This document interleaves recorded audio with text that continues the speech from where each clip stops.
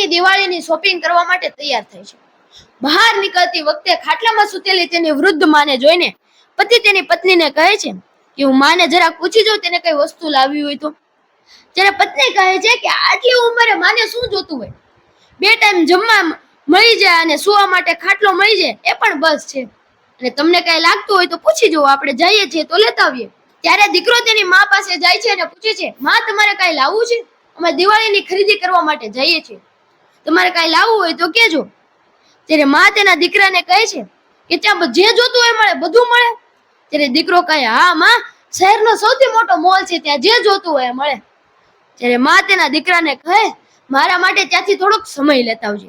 ત્યારે દીકરાના આંખમાંથી આંસુ વહેવા લાગે છે.